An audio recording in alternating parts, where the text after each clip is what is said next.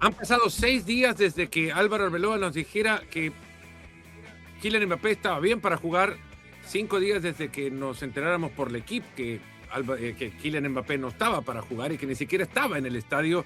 Y han pasado pocas horas desde que sepa Arbeloa claramente qué es lo que tiene Mbappé, pero todavía no nos dice si es una lesión o es una molestia. El tema de la comunicación se le está trabando, me parece, al bueno de Arbeloa. Comenzamos fuera de juego.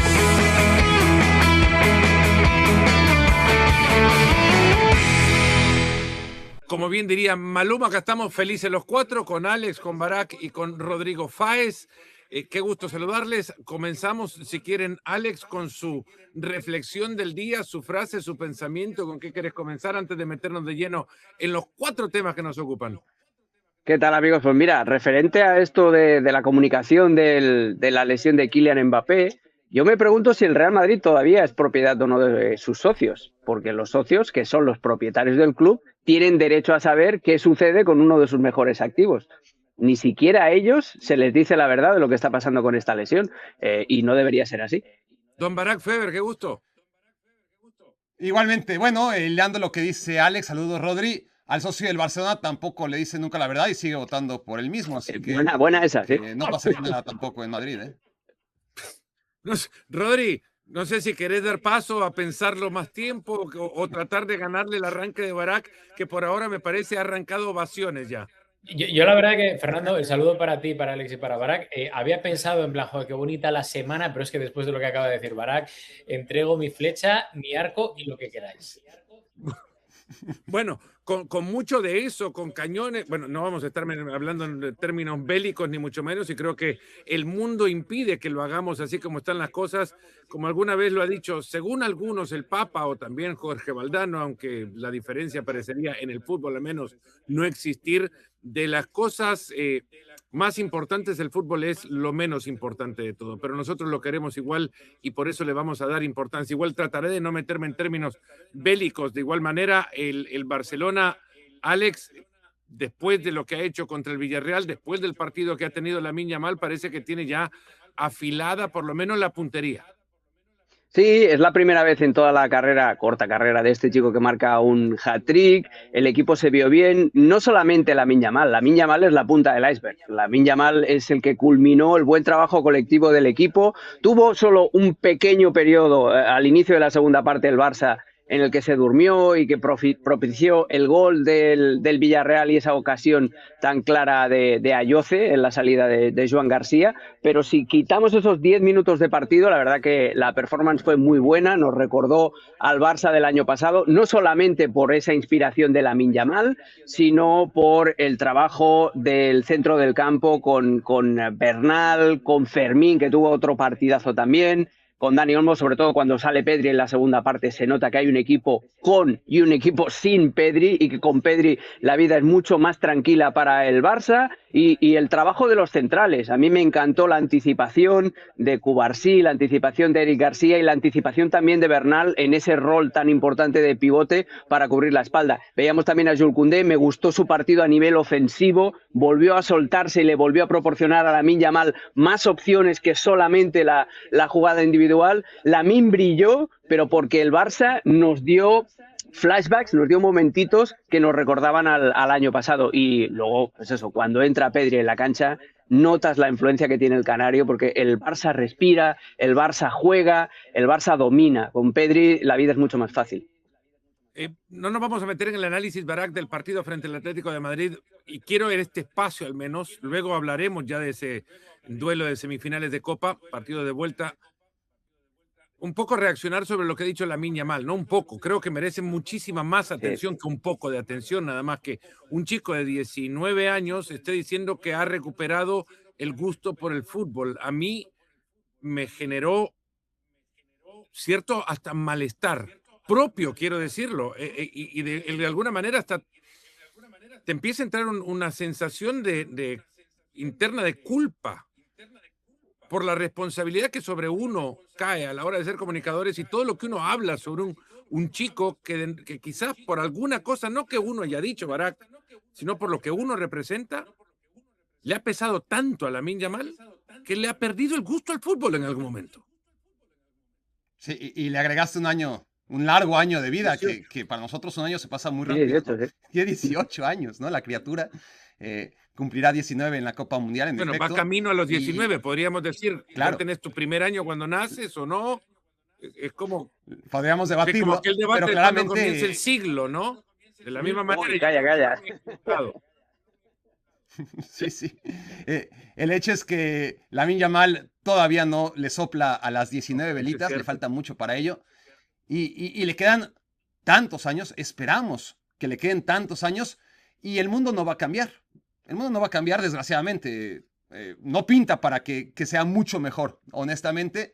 Y ojalá Lamine Yamal encuentre el placer más allá del ruido que hay afuera y alrededor y todas las connotaciones que tiene para lo bueno y sobre todo para lo malo, ¿no? Alguien que está y que seguirá estando en el ojo del huracán, ¿no?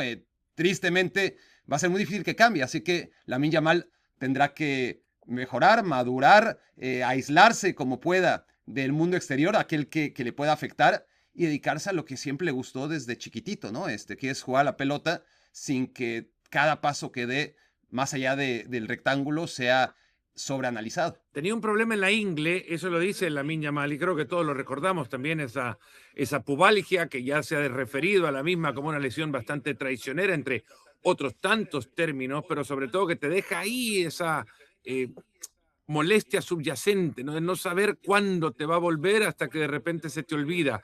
Hay una realidad igual, esto lo ha dicho Lamine Yamal, tenía una lesión en la ingle, pero además Rodri dijo, me pasaban otras cosas. El me pasaban otras cosas es ya meterse en terrenos que no nos corresponden tanto, pero sí ponernos a pensar sobre el impacto que esas otras cosas le, le pueden provocar a un chico como Lamine Yamal. No estoy tampoco con esto intentando, Rodri, que cesemos la atención para que pueda ser tranquilo o pueda estar tranquilo. Pero es que ya no, ya los chicos de 18 no son los mismos de hace 18 años. Hay más influencias afectándoles.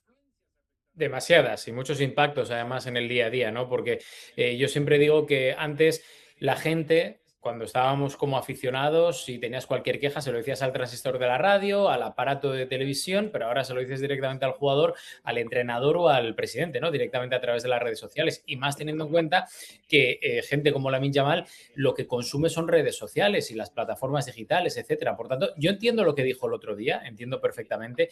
Primero por el factor que para mí es base. Lo que comentabais ahora mismo, no tiene ni 19 años cumplidos y ha estado en los últimos 2 años y medio en el foco de todos los huracanes del Fútbol Club Barcelona, y teniendo en cuenta que además ha llevado un peso extra que no lo ha llevado Messi en su día, que tampoco lo llevó Cristiano Ronaldo, ya sin hablar de Maradona y compañía, ¿no? El hecho de que él llega o irrumpe, mejor dicho, en un Fútbol Club Barcelona sin Messi, sin ningún tipo de ídolos, de transición, con muchas incógnitas alrededor de Xavi primero y de Hansi Flick después, con fracasos europeos, y al final él, con apenas 16, 17 años, llega, agarra esa responsabilidad con una personalidad tremenda, arrolladora en el terreno de juego, y consigue elevar al Fútbol Club Barcelona, junto con el resto de sus compañeros, a lo que es a día de hoy, ¿no? Por tanto, yo puedo entender eso. También puedo entender que ha estado en el foco demasiado por causas ajenas y también por causas propias, y Sí. eso al final, cuando tienes esa personalidad, ¿no? Esas ganas también de divertirte con los medios,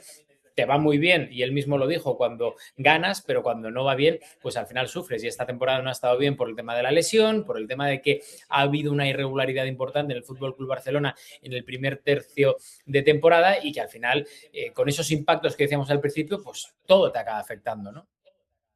Una última, nada más, Barak. ¿Cuánto te sorprendiste cuando supiste que Lamine Yamal era el tercer futbolista más joven en la historia del Barcelona en conseguir un hat-trick y que uno de esos era Giovanni Dos Santos?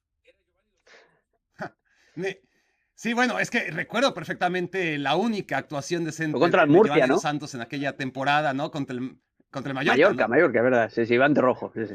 Eh, pero sí, me sorprendió más, si quieres que sea sincero, el reparar, ay, apenas es su primer hat-trick, ¿no? Es decir, dentro del listón altísimo en el que lo tenemos todos, ya se tardó, Creo ¿no? que Se hemos había tardado llegado, mucho. Alex, también a pensar mucho que Lamine Yamal, por las comparaciones que se hacen, conlleva consigo también el gol.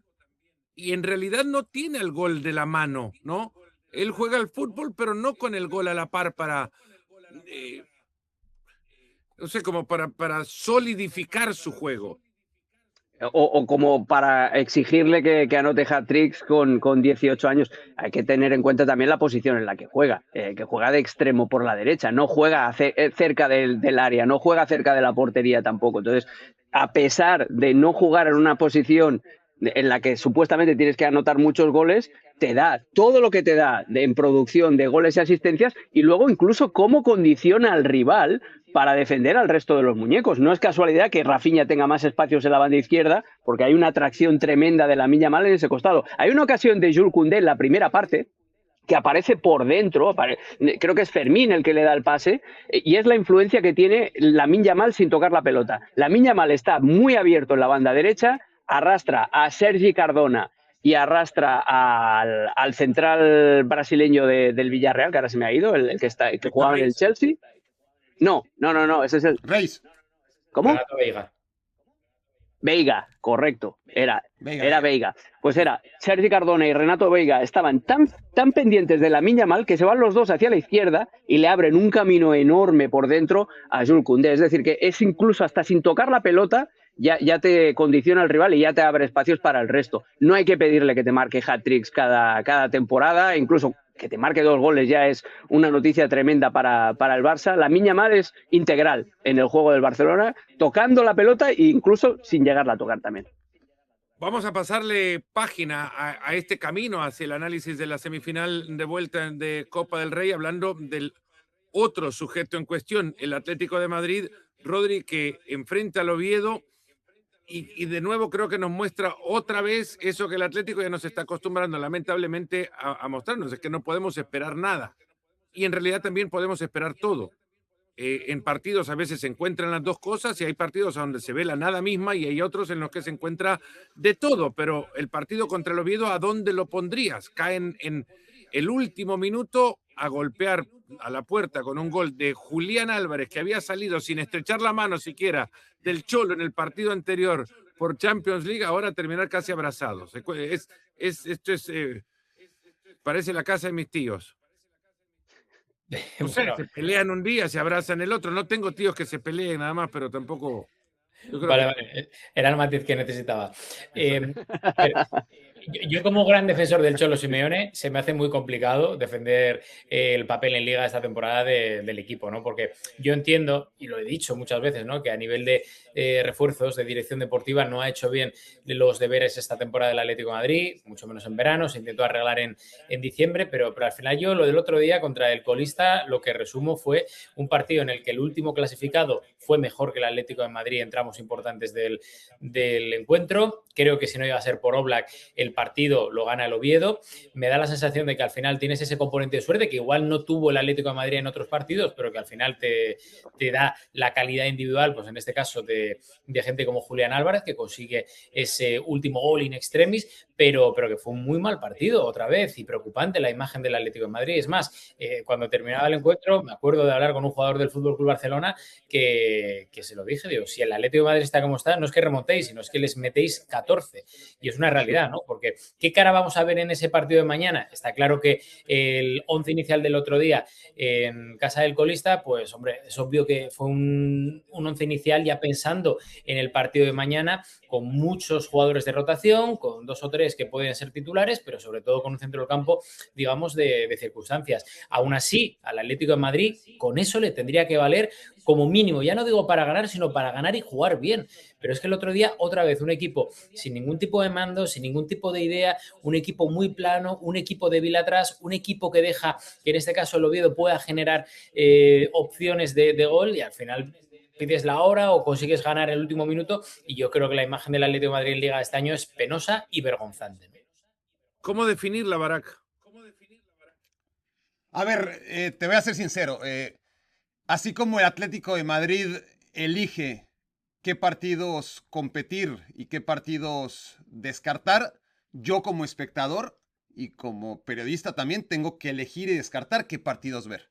El partido contra el Barcelona en Copa del Rey, por supuesto que lo voy a ver porque entiendo que es relevante. El partido contra el Oviedo me pareció tan irrelevante como el Cholo Simeone y decidí ver otros partidos. Entonces, si lo vio Alex, tendrá mejor respuesta, pero supongo que no pasó nada que no haya pasado. Pero más que nada, más que cómo definir el partido, porque también es respetable que no podés ver todo y agradecemos la transparencia, cómo definir esto que aqueja al Atlético de Madrid, que no es necesario verlo contra el Oviedo, sino incluso sin verlo contra el Oviedo, puedes interpretar qué vas a ver. Sí, tan claro, tan claro lo tenía que al final es la misma historia de esta temporada y no me equivoqué al no verlo. No hubo ninguna sorpresa. Ganó 1-0 al minuto 90 con gol de Julián. Cero sorpresa, ¿no? Es muy difícil elaborar sobre lo que le pasa al Atlético de Madrid en función de lo que cambia de local y de visitante desde hace ya varias temporadas, en función de lo que cambia de partido a partido y en función de lo que cambia ahora de competencia en competencia. Ahora es más fácil, ¿no? Porque el partido a partido es más difícil, en ida y vuelta pues tiene su explicación, jugar en casa, no jugar en casa. Lo que le pasa ahora mismo es mucho más fácil de detectar y es con lo que comencé, ¿no?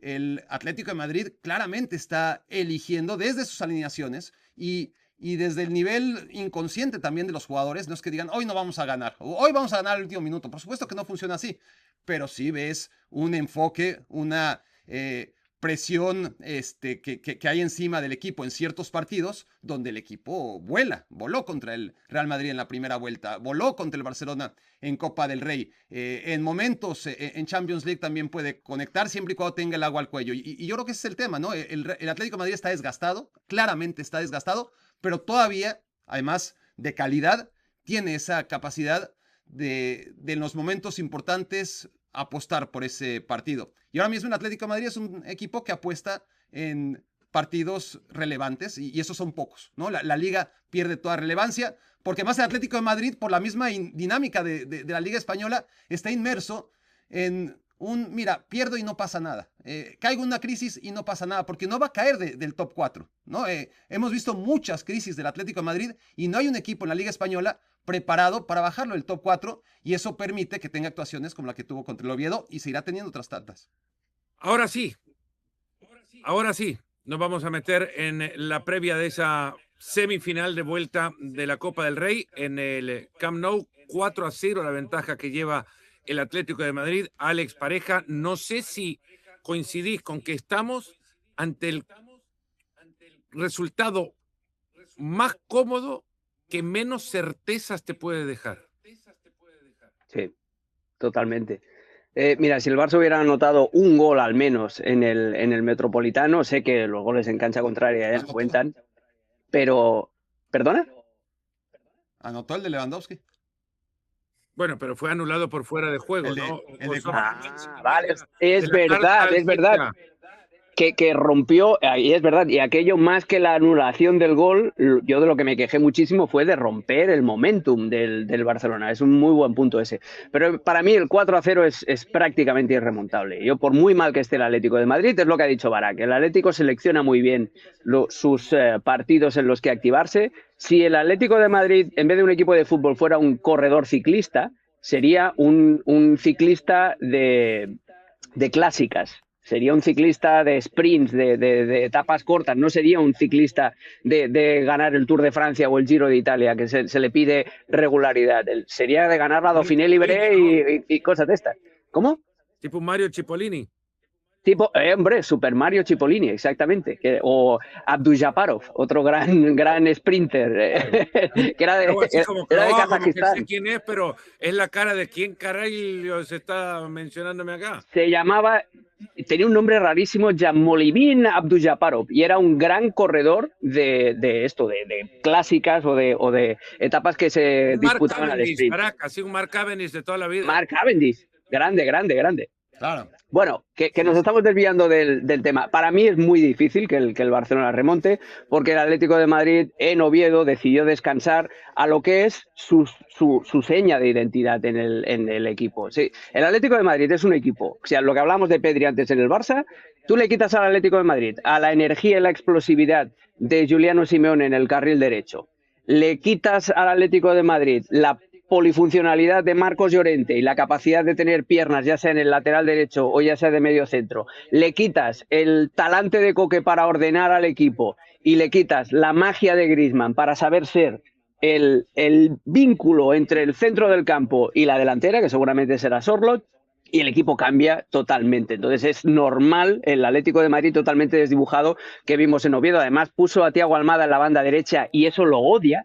Thiago Almada, a pesar de ser diestro, pero le encanta jugar en la banda izquierda, y ahí estaba Alex Baena. Total, que al Atleti lo vimos muy mal porque estaba jugando sin los muñecos que le dan la identidad. Y de cara al partido, yo tengo una duda que para mí es clave, que es la posición de Marcos Llorente, porque el Barça en el Metropolitano tiene tan poco recorrido por el costado izquierdo, porque no supo atacar por allí bien y no supo presionar por ahí bien, y la energía de Giuliano Simeone los crujió en los contraataques, pero lo hizo muy bien Simeone colocando a Marcos Llorente de pivote al lado de Coque para hacerle las ayudas defensivas a Lamine Yamal. Entonces, la decisión que tiene que tomar el Cholo Simeone es dónde coloca a Marcos Llorente. Si lo coloca a la banda derecha para tapar la intensidad de Rafinha por ese costado y para mantener ese matrimonio que hace con Giuliano Simeone, que mezcla muy bien, y si le añades a Griezmann en un 3 contra 2 ahí en banda te pueden crujir,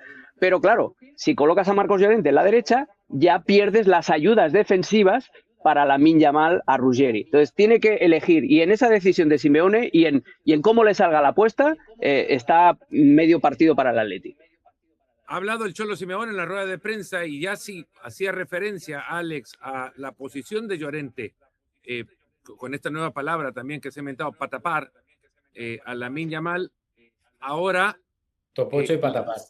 Simeone ha hecho referencia a la otra faceta de Lamine Yamal, que el fútbol tiene dos maneras de jugarse, con la pelota o sin la pelota.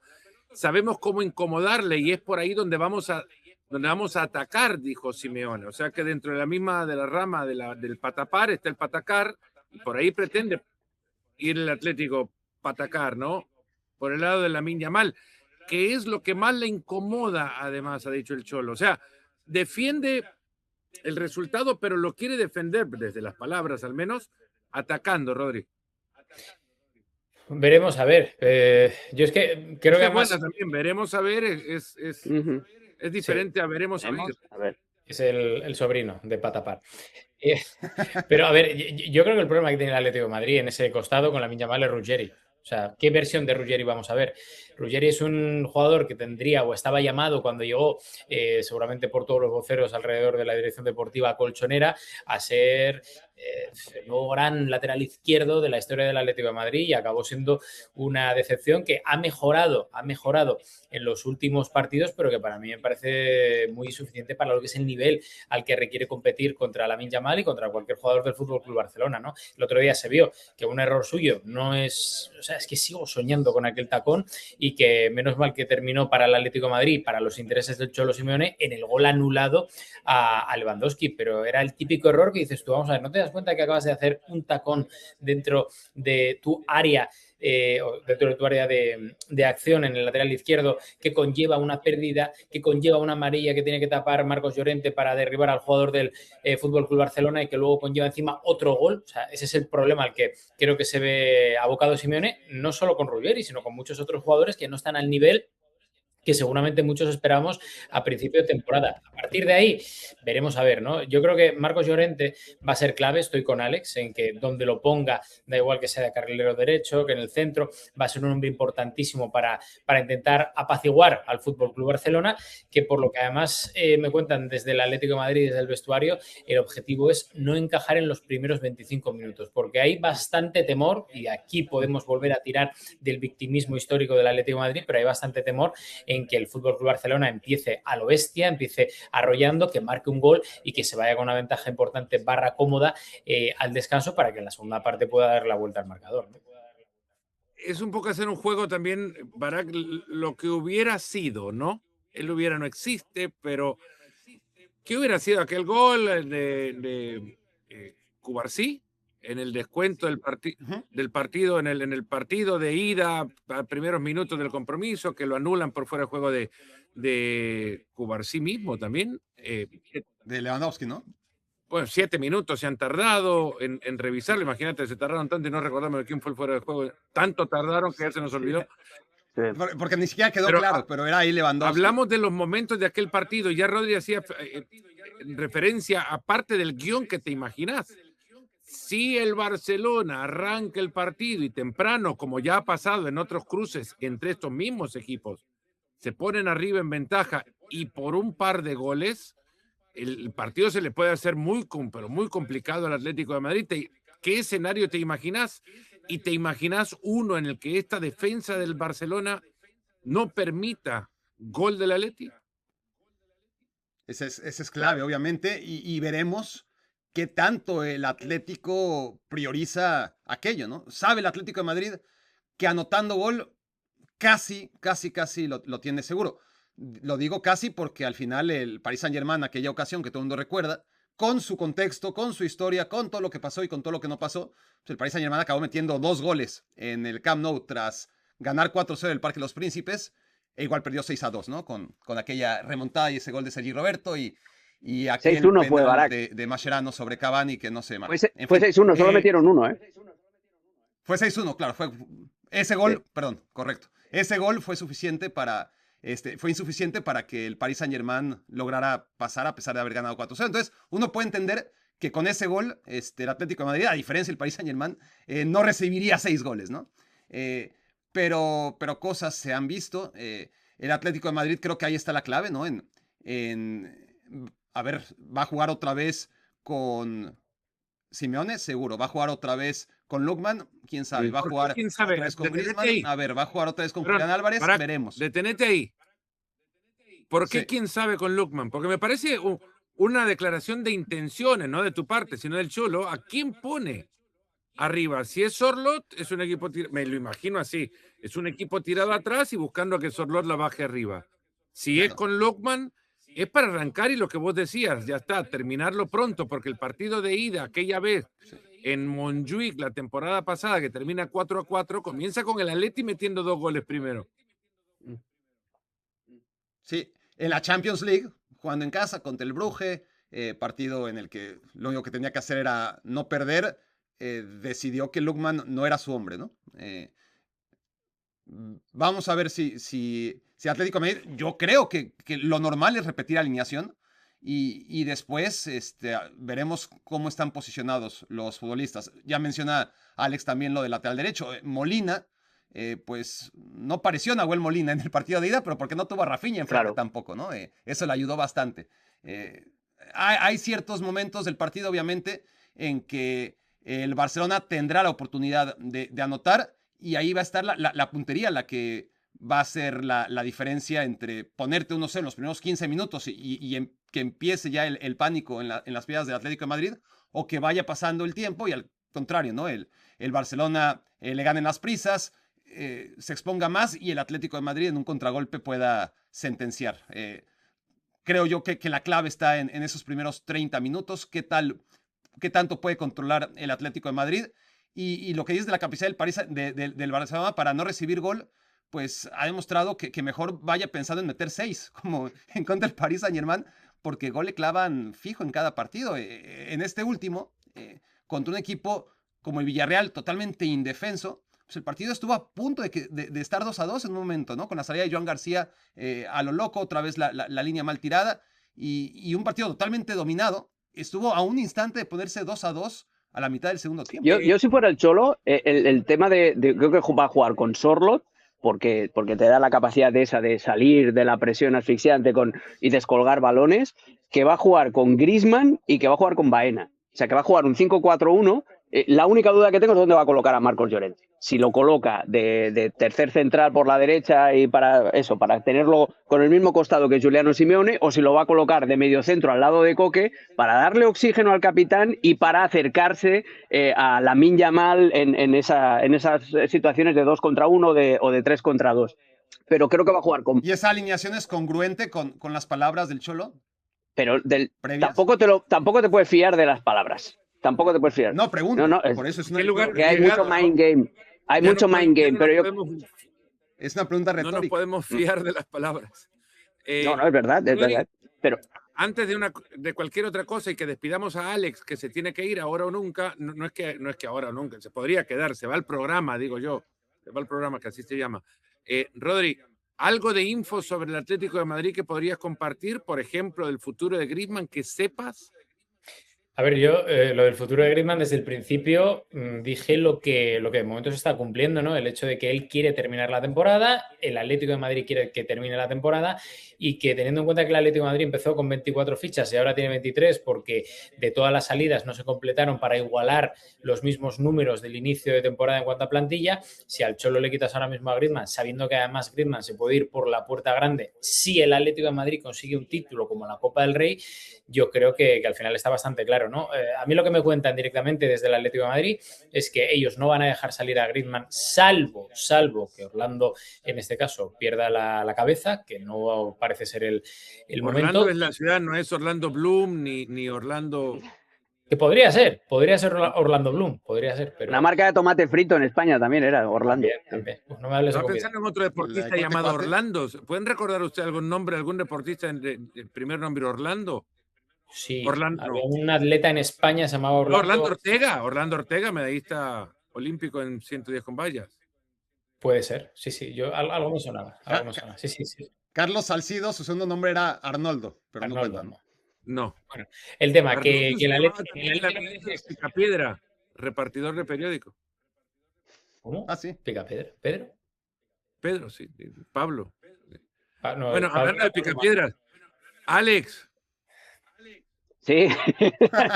Me voy a picar piedra, ahora o nunca. No, estaba haciendo un reconocimiento de tu carrera futbolística, pero bueno. Mi carrera futbolística, sí, no, pero es tirarme demasiadas flores. Llamarme picapiedra es llamarme virtuoso, comparado con lo que era la cancha. ¿Es más, Pedri o Marcos Llorente, Alex? Yo era más Marcos Llorente, pero sin piernas. Directamente. ¿Y tus teorías de la conspiración así, más o menos, como las de Llorente? No. Yo llevo gafas de sol normales, un poco normales. Cuando Maradona en el 94, después del doping, dijo, me cortaron las piernas, dijo, macho, a mí también. A mí también, pero al nacer. Bueno, chicos, un abrazo. Pero, hablando de abrir puertas y demás, le abrimos la puerta grande a don Alexis Martín Tamayo, porque vamos a hablar de uno que él dice, es su equipo. Ha mencionado ya otras ocasiones que es hincha del Badajoz, que no sé qué, no, él lo reconoce como su equipo, el equipo del cual él, bueno, Alexis, no voy a meter ya más cosas en la introducción. Decile a la gente, por favor, ¿por qué te presento así a la hora de hablar de este partido? ¿Qué tal? Buenas tardes a todos. Orlando Suárez, una de las leyendas de la Unión Deportiva Las Palmas, un jugador de los años 90 y de principios de los años 2000, que es, yo creo que de los Orlandos más famosos que ha habido en España. Iba a decir Orlando Blackman, pero era Rolando Blackman, el panameño que jugaba en y no sé si Aravena, el chileno, no sé si se llamaba Orlando Aravena, no sé qué Orlando Aravena, me suena. Pero, Mr. Chip, una pregunta. ¿Cuántos equipos tienes entonces? Que no me quedó claro. Eso es lo que quería. Bueno, a ver, el primer equipo... El mortero Aravena era. Sí. No, ese era Jorge Aravena. Era Jorge Orlando, ¿verdad? Me suena que era Jorge Orlando Aravena. Sí, me suena. Sí. Jorge Orlando Aravena, sí, señor. Sí. Qué memoria, tú, qué memoria, es increíble. Era un grande Aravena, pegaba unos pepinazos en las faltas directas, era espectacular. Como la. El mortero le llamaban, por eso te digo. El mortero, sí. A ver, mi equipo es la selección española por encima de cualquier cosa. O sea. Después de la selección española. O sea, por ejemplo, imagínate, firmo 100 años sin que el Badajoz suba a cambio de un Mundial de España, lo firmo. Firmo 100 años de cualquier club a cambio de que España gane un Mundial descendiendo, lo firmo. O sea, el primero por encima de todo la selección. Y luego... Pues, ¿Y el equipo de fuera de juego invicto en qué lugar queda? Bueno, en fin, ese ya murió. No, que no, lo estamos reviviendo, ¿qué decir que murió? Pero estamos reviviendo... Estamos reviviendo el programa, pero lo que no hemos revivido todavía son los partidos. No hemos revivido los partidos porque mirá, con nosotros acá, con Barak no hacemos una. A Rodri todavía no lo hemos visto jugar. De verdad. Todavía no estamos haciendo fichajes para esos partidos. Tampoco podemos... la invitación para que nos inviten al equipo de fuera de juego a jugar contra el equipo que ustedes quieran. Claro. Luego tampoco podemos poner nuestro invicto en juego con cualquiera, porque imagínate, igual Rodri resulta que es un coladero. Y, imagínate tú. Nunca se sabrá hasta que no me veáis. Claro, entonces, Rodri o fue a la Barak. escuela de árbitros, imagínate. Igual Barak no es capaz de pegarle 2 toques y estamos poniendo en juego nuestro invicto. Pues, podemos hacer una gira, si queréis, ¿no? Una gira contra Eso es lo que selecciones. queremos hacer. Estamos montando una gira artística. Jugamos contra el equipo de su colegio, de su universidad, de su cuadra, de su barrio. Me gusta. Y nos jugamos nuestro me gusta. Y todo esto para que Alexis no acabe de decir cuáles son sus otros equipos. Bueno, y mi equipo obviamente es el Club Deportivo Badajoz, obviamente, y detrás del Club Deportivo Badajoz, mi equipo de élite, digamos, es la Real Sociedad, la gloriosa Real Sociedad de San Sebastián. Bueno, en el silencio nos quedamos todos con muchos pensamientos. Además, yo creo que la última vez que... Este es nuevo, esto es de hace un par de semanas.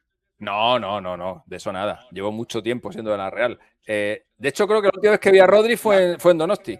Sí, o nos hemos visto después. El taxi, efectivamente. Yo puedo decir que la última vez que vi a Barak fue en Hartford y no me hace del Hartford Athletic. Ya, pero yo un avión aquel día expresamente para ver un partido de la Real Sociedad. No sé si habéis hecho eso muchas veces, pero yo ese día lo hice para ver un partido. Soy Federico. Es como es muy raro lo que dice Alexis, ver un clásico y soy de un equipo, ¿no? Sí, pero no era un clásico, era un partido cualquiera de la liga y ahí estaba, fui a verlo. Este no es un partido cualquiera, ojo, este no es un partido cualquiera, es el intento de la Real Sociedad de meterse en una final con público para enfrentar al Athletic Club con ventaja de 1-0 después del partido en San Mamés. Ambos vienen después de ese cruce invictos, cada uno en su camino. No sé quién te genera mayor confianza, Barak. No vamos a hablar con Alexis ahora. Mayor confianza por el ritmo que arrastran de los últimos 3 partidos a la fecha y tras lo visto en toda la temporada. Sin duda la Real Sociedad, por el ritmo del último partido, los últimos 3 partidos, la última temporada, los últimos enfrentamientos, la Copa del Rey que jugaron 2 años después, por las sensaciones que me da todavía Matarazzo, quién sabe cuánto le dura el efecto, pero es un muy buen entrenador que los que pudimos verlo en Alemania podemos dar fe de ello, y que obviamente no va a ser eterno en este buen andar con el que inició con la Real Sociedad, pero creo que Valverde, siendo un técnico histórico para el Athletic Club, que tendrá su lugar asegurado en la historia de uno de los clubes más grandes de España, estos últimos años ha dejado mucho que deber en los grandes partidos. Contra el Barça, contra el Madrid, contra la Real Sociedad, sobre todo fuera de casa, pero también en San Mamés. Entonces, por dónde se juega, por el rival, por los antecedentes directos, por los jugadores que tienen disponibles unos y otros, para mí la Real Sociedad es, no te voy a decir súper favorito, pero bastante favorito. Rodri, del mismo camino, o en el mismo camino, y dentro de la tónica la misma pregunta, ¿a quién, dentro de lo que han hecho hasta ahora, y dentro de sus particulares contextos, a quién le urge más llegar a la final? Hombre, por exigencia histórica, creo que el Athletic de Bilbao le urge mucho más. Por el hecho de que la temporada pasada, enamoró absolutamente a todo el mundo. Creo que fue un equipo muy sobrio, muy constante, con individualidades muy buenas y que esta temporada da la sensación de que es otro equipo, ¿no? Me remito a las palabras el otro día de Unai Simón, cuando después del empate frente al Rayo Vallecano dice: este equipo sin intensidad es un equipo de segunda división. Y seguramente no tanto, pero creo que va un poco en consonancia con lo que es el espíritu de ese vestuario este año. Le está costando muchísimo, no sé si es cuestión táctica, cuestión física, pero está claro. Y por eso yo estoy un poco más en la línea de Barak. Yo creo que la Real Sociedad viene con la flechita hacia arriba, que al Athletic Club de Bilbao, teniendo en cuenta lo que es el Athletic en la Copa, teniendo en cuenta lo que es San Mamés, el ambiente que va a haber y que obviamente tiene individualidades que no se les ha olvidado jugar al fútbol, pero a día de hoy, con estado de forma, creo que llega mejor el equipo Churiurdin. Por tanto, veremos a ver cómo termina el enfrentamiento, pero yo creo que el Athletic de Bilbao está sufriendo muchísimo este año y por eso esas urgencias y para callar, ¿no? Un poco que sería lo de pasar a la final, sea contra el Atlético de Madrid o contra el Fútbol Club Barcelona, para callar un poco las críticas muy constantes durante toda la temporada contra el colectivo y contra muchos jugadores a nivel individual, como por ejemplo Iñaki Williams o el propio Nico, ¿no? Voy a hacer esto nada más, pero para decirle a Alexis que empezamos el tema del análisis estadístico con este partido, con el Derbi Vasco. Real Sociedad Athletic Club, análisis estadístico. Ahora bien, para Infantino significaría que no estoy en fuera de juego por los próximos 10 programas, por ejemplo, porque según el abogado, esto habría sido un insulto. Sí. Pero bueno, Alexis. Sí. Tenéis, por cierto, tenéis en el chat del programa, tenéis el que va a ser el cartel del partido, ¿vale? Os lo acabo de subir para que lo veáis. Y ahí, lo va a si poner Arantxa en este momento. Arantxa va... Oh. You've been Matarast. Bien. Uf. Es como que te matareciaron. Es que el efecto Mataracho es Más allá. o sea, solamente ha fallado una vez, que ha sido contra el Real Madrid. Todos los demás equipos han sido matarazados de forma tremenda. Así que, bueno, pues ha llegado este hombre y ha cambiado la vida. Esa victoria frente al Athletic Club y con ese partido a cuestas también un partido de muy poca intensidad, que habrá que decirlo. Alexis, dame datos de este derbi vasco de Copa.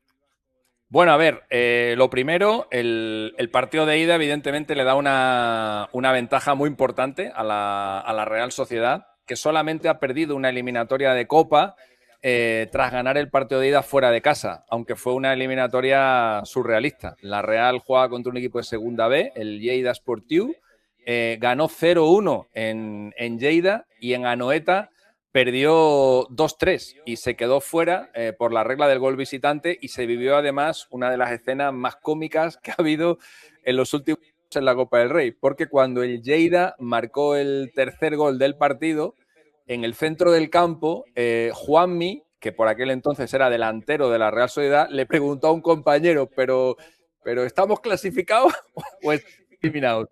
Porque no sabía muy bien si había regla del gol si no la había y se le leyó en los labios que no sabía en ese momento qué es lo que estaba. Por eso el...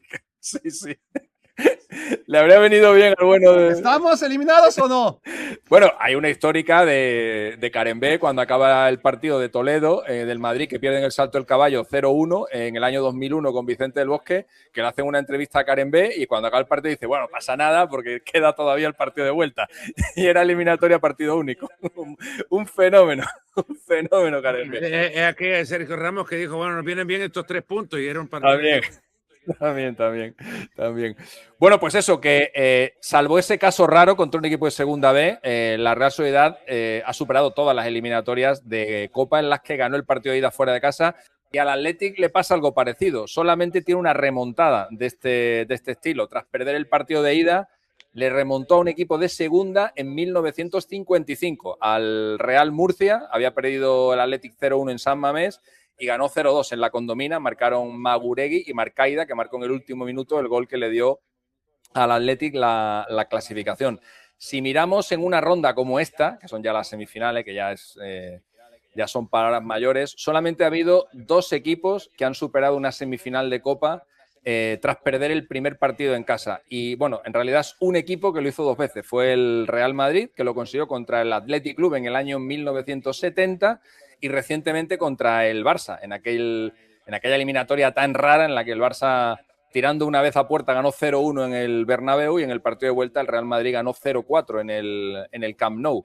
Y decir que en la Copa del Rey la historia reciente entre la Real Sociedad y el Athletic Club de Bilbao es muy favorable a la Real Sociedad. Los últimos 5 enfrentamientos se han saldado con 4 victorias de la Real y un único empate. La última vez que el Athletic le ganó a la Real en Copa fue en 1985, le ganó en San Mamés con goles de Dani y de Julio Salinas, y como visitante la Real, el Athletic no le gana a la Real en Copa desde 1961 en el viejo estadio de Atocha.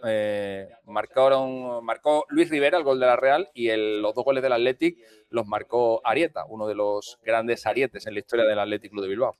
Con muchas ganas de escuchar ahora la previa estadística del siguiente cruce de la Copa del Rey, ese 4-0 que defiende el Atlético en el Camp Nou el día de mañana. Alexis, ¿alguna vez el Cholo Simeone perdió por un resultado por el cual podría quedar eliminado en el partido? ¿Por el cual podría quedar eliminado? No.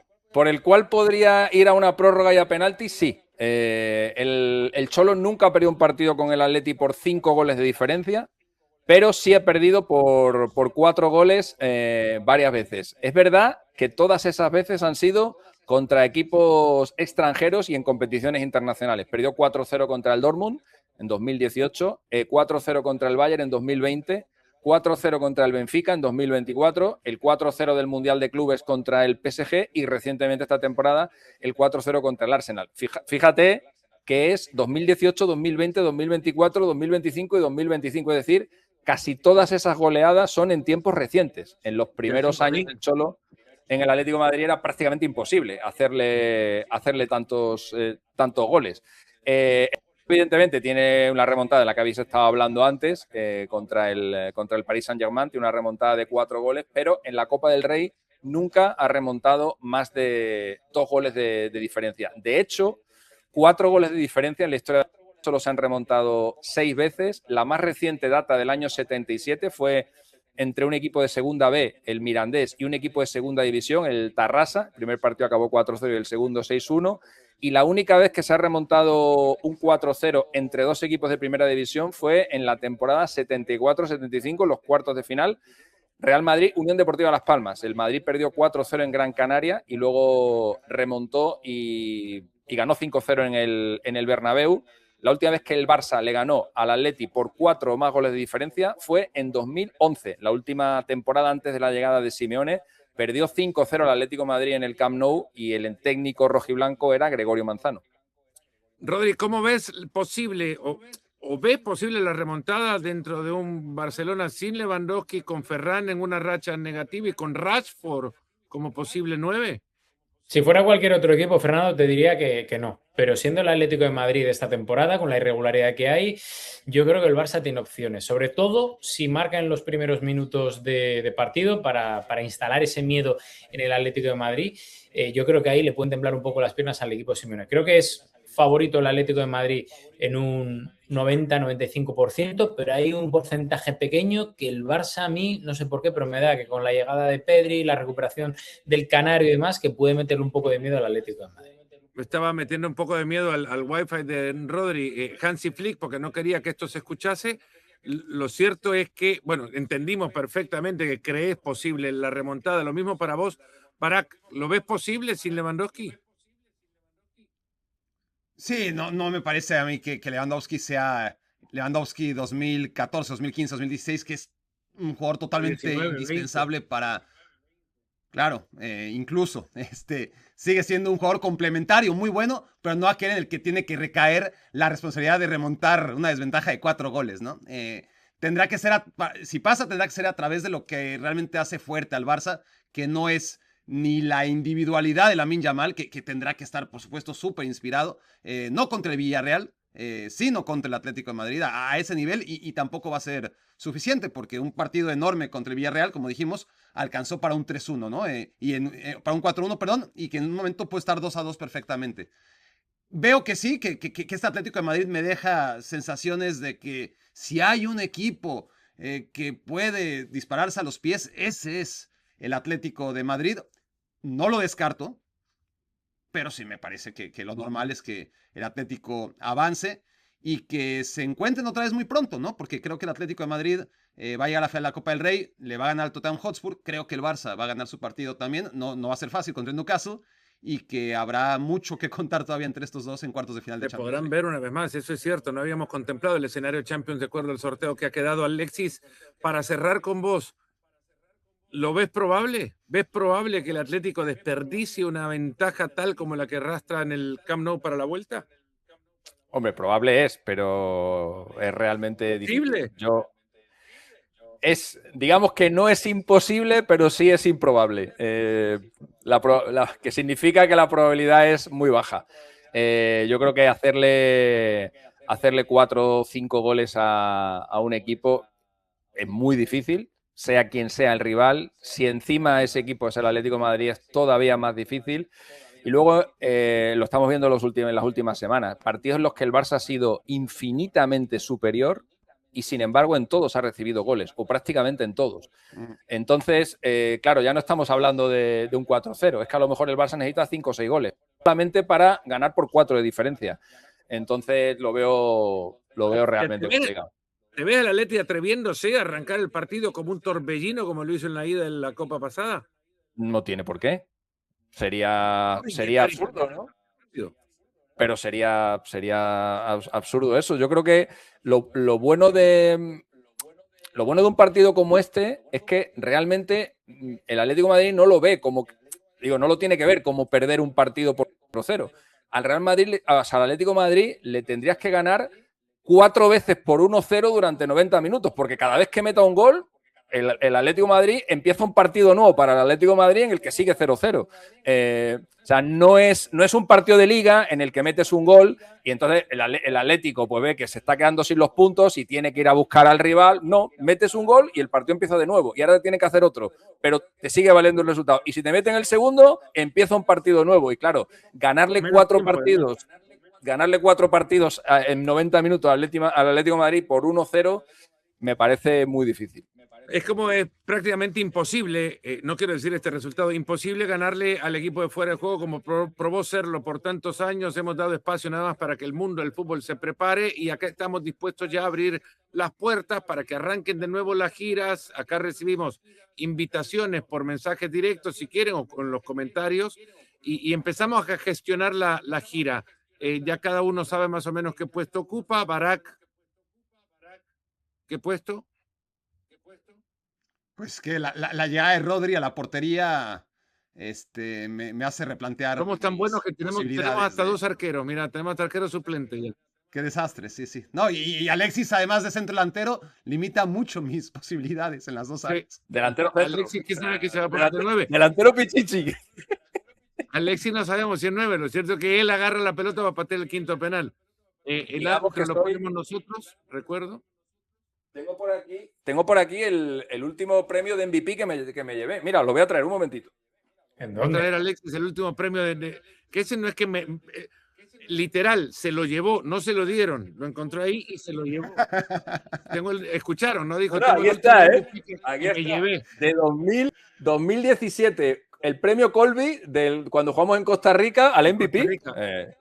Que le ganamos. ¿A quién se lo robaste? Ojo, le ganamos a la selección costarricense, Rodri. Pero vamos a ver, ¿a la selección costarricense de qué? ¿De ajedrez? Del año 90, no, sí. De fútbol, selección costarricense de fútbol. Bueno, desde aquí un abrazo a toda la gente costarricense, herederos de Ronald Gómez y compañía, pero vamos. No, era incluso. No quiero menospreciarles. Ronald Gómez era heredero de esta generación, porque era la selección costarricense en 1990. Bueno, ¿cómo serían? Pues muy buenos. Buenísimo, ¿cómo van a ser? Buenísimo, mundialistas, ídolos, estrellas. ¿Qué esperas? Ahí estaba Alessandre Guimaraes, por ejemplo. Bueno, ahí dejamos la invitación abierta ya. Nosotros después ordenamos la gira. Necesitamos cierto orden. Y además, Barak, como bien sabes, gran diseñador de interiores que es, necesitamos un número par de invitaciones. Nos invitan 7, no vamos. Tienen que ser 10, 16. Nunca he visto una camiseta de un tour, de una banda histórica, con números impares, ¿no? O sin equilibrio entre una lista de ciudades y otra. 8 ciudades de un lado, 8 ciudades del otro. Por eso digo nada más. Bueno, si pones una en el centro. No. Vamos a empezar no exigiendo lo de los números. Ya cuando estemos asentados, ya empezamos con las pijaditas de los impares. Pero primero vamos a agenciar un partido y luego ya vamos viendo. Yo estaba pensando en la camiseta del Tour. Gente, un fuerte abrazo. Hasta luego. ¿Cuándo nos vemos? Nos vemos, claro, mañana al terminar Barcelona Atlético de Madrid, edición en vivo de YouTube, en los canales de ESPN Deportes, en el canal de ESPN Deportes en YouTube, también en Facebook, en TikTok, ahí estaremos, no sé quiénes estaremos, pero estaremos para el análisis del primer finalista de la Copa del Rey de España. Hasta entonces, salud, Lulú.